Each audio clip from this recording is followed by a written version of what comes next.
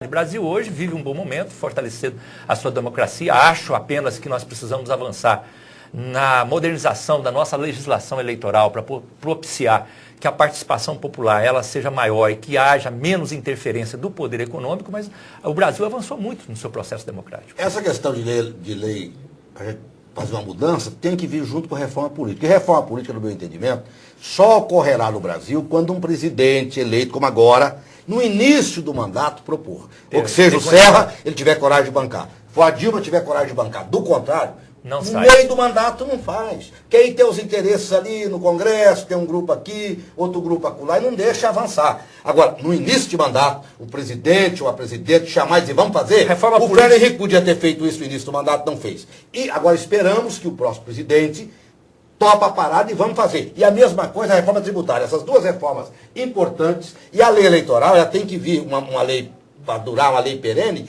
junto com a reforma política. Ficha limpa, projeto Ficha Limpa, deputado Rubens Ottoni. Afinal de contas, passa, não passa? Como é que fica? Tem chance de passar. É um projeto que eu julgo importante na medida que não seja um espaço para fazer injustiça. E o que eu digo com isso? É você dar oportunidade apenas para alguém que é denunciado, aí ele vai ser impedido de ser candidato? Isso não é correto.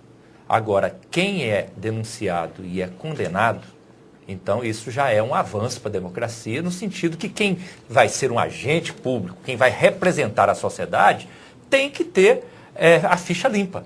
Nesse ponto eu acho muito importante. O que nós temos que ter cuidado é, no afã de fazer com que haja um avanço da democracia, você dê a oportunidade para que as injustiças sejam cometidas. Então, de repente, alguém não pode ser candidato porque apenas foi denunciado. Depois, quando ele for julgado, ele foi absolvido, mas já passou o tempo da candidatura. Por exemplo, Paulo Maluf, na sua opinião, tem a ficha limpa? Não, aí já tem condenação. Já tem condenação. Então, o que eu Maluf estou dizendo, tem condenação? Tem. Inclusive doar carro para jogadores que ganharam a Copa em 70. Ele teve outras condenações. Ele tem muitas condenações. Não apenas ele. Vários políticos têm condenações. Agora, o que eu acho que o risco que nós temos é a denúncia. Porque você faz a denúncia e aí pela denúncia você vai ser impedido de ser candidato? O Maluf tem condenações, mas em primeira instância, quer dizer, a sentença não transitou em julgado, ele está recorrendo disso aí e tal. Então, até que se esgote tudo, ele não pode ser proibido de ser candidato, porque não tem a condenação definitiva. Agora, o que se quer com a ficha limpa é impedir que realmente, por exemplo, se ele for condenado na segunda instância pelos crimes dele, aí ele não vai poder ser candidato. Agora, a lei que ele propõe, que eles estão dizendo que é a lei Maluf, ele está pedindo a responsabilidade de todos. Porque a imprensa, por exemplo, tem os seus atos irresponsáveis e é punida pela lei, que cobra da gente um rigor. Agora, se o promotor denuncia com falsas denúncias, comprometendo a imagem de um cidadão, de um agente político, por que o promotor não pode responder também pela leviandade? Também. Exato, não é? Com o caso, por exemplo, que aconteceu essa semana com a nossa querida imprensa. A Folha de São Paulo caiu do cavalo, quando inventou a história do cavalo, envolvendo inclusive o deputado Sandy Júnior. Uma empresa de kart promovendo corrida de cavalo, quando não é verdade. É uma ONG que se chama Chacar, que tem o Estatuto do Regimento Interno regulado. E ele não promove, ela não promoveu corrida de cavalo, ela é autorizada aqui pelo seu estatuto a promover eventos sócios, culturais, esportivos e turísticos. Promover o turismo, o esporte e a cultura regional. O Santos arrumou uma verba para a festa do peão em Senador Canedo, não foi isso, deputado? Exato. E a auditoria do Ministério da Cultura foi lá, fotografou, acompanhou a semana todinha. Ministério do Turismo.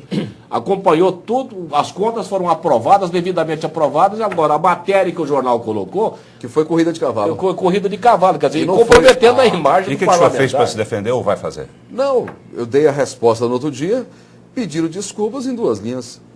Quer dizer, E a matéria é de página inteira. Quem leu a matéria no dia anterior teve muito mais destaque naturalmente. Aquele erramos é cruel demais. Aquele erramos marca. É cruel demais, porque sai escondidinho, né? Em relação a esse projeto de ficha limpa, eu, por exemplo, sou favorável desde que o sujeito seja condenado. Por exemplo, um prefeito que foi condenado pelo tribunal que julga as contas, eu sou favorável. Um ex-prefeito que foi condenado pelo tribunal. Se um ex-ministro foi condenado lá pelo... Quem que julga essas contas? É o TCU. que é o órgão auxiliar do Congresso Nacional. O Tribunal de Contas dos municípios é órgão auxiliar e do Estado. Tem Estado que tem Tribunal de Contas de município, tem só de Estado. Eu sou favorável nessas condições. Eu acho que o sujeito que exercer um cargo, que seja de governador, de ministro, de prefeito, em qualquer época, que ele foi o responsável por conta, ele foi ordenador de despesa, e ele foi condenado por um tribunal, eu sou favorável. Tirou daí, eu não sou favorável, porque senão vira uma loucura, porque qualquer denúncia feita pelo Ministério Público, daqui a pouco o cidadão é impedido de ser candidato. Aí também é uma loucura. Aí nós vamos entrar num rumo aqui no Brasil. Todos sabem que isso vai acontecer, se você vai ter uma indústria de denúncias porque para denúncia poder viabilizar as candidaturas. Os próprios adversários fazendo Eu isso, né? respeito muito o Ministério Público, mas dentro do Ministério Público, como dentro da igreja, dentro da medicina, tem pessoas com posicionamento político.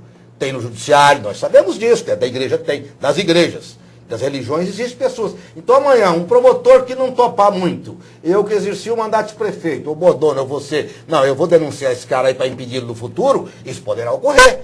Entendeu? Isso aí nós temos que tomar um cuidado enorme ao votar uma lei lá que amanhã ela pode ser contra a democracia. Temos que votar algo para fortalecer a democracia. Tá Aliás, bem. Pois não, Paulo. É porque a gente já está caminhando para o encerramento, né? E eu queria voltar para a discussão local. Pode ser? Ou você ainda tem alguma coisa sobre isso? Só falar do ficha limpa aqui rapidamente. Rapidamente. Eu sou favorável e vou dar um exemplo aqui. Em 2004 eu fui candidato a prefeito. Foi divulgada uma pesquisa com um número exato. Só que faltou a margem de erro e o número de entrevistados. Pedro Wilson 18, Sandes 23, Iris 31. Correto, correto. Mas faltou a quantidade de entrevistados e a margem de erro. A lei exige que fosse dado. Culpa minha? Não. Eu estava na rua pedindo voto.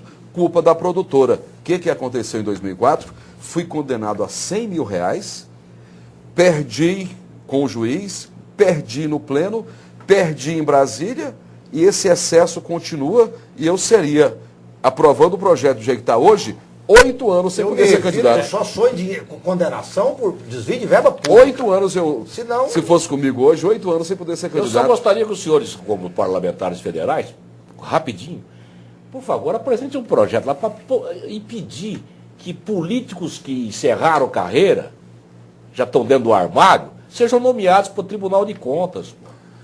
Porque as bancadas continuam dentro do Tribunal de Contas, as bancadas continuam lá. É complicado isso. O correto dos tribunais seria através de concurso público. Isso seria o procedimento. O procedimento normal, cargo de carreira, chega conselheiro prova quem de tem título carreira. e tal. Eu acho que esse era o procedimento natural. Agora, nós temos hoje no TCU a indicação política e temos os tribunais também dos estados, tanto dos municípios de estado. Acho muito difícil mudar isso. Como nos Estados Unidos, por exemplo, você tem 2 senadores. No Brasil, a ditadura criou o biônico até hoje. No Brasil é muito difícil mudar as coisas, voltar atrás. Não precisava de ter 3 senadores por estado. Nos Estados Unidos, que é a maior economia do mundo, só tem 2. Nós temos 3, porque pegamos o biônico e depois não tira mais. Porque o Brasil é assim. Depois que você, alguma coisa passou a fazer parte do contexto, é muito difícil mexer lá em Brasília. Tá bem. Deputado Carlos Alberto Nerea, PSDB, obrigado por ter vindo. Boa noite. Olha, eu te agradeço e não tenho dúvida nenhuma que essas eleições não vai ter negócio de coronel, eleição vai ser decidida pelo povo, em Goiás e no Brasil. Tá bem. Deputado Rubens Antônio, do PT, a gente está correndo porque o tempo já está estourado. Boa noite para o senhor. Boa noite, agradecer você a oportunidade, parabéns pelo trabalho. Muito obrigado. Obrigado também, deputado Sandy Júnior, do PP. Boa noite. Boa noite, Paulo. Boa noite, telespectadores, e até uma próxima oportunidade. Muito obrigado, senhor Bordoni. Vamos embora, boa noite. Vambora, boa noite, parabéns pelo viaduto de Anápolis. A população agradece, viu, deputado? Tá bem, vamos embora, né? Boa noite para você que nos acompanhou. Obrigado pela audiência. Excelente final de noite de domingo e até a próxima semana.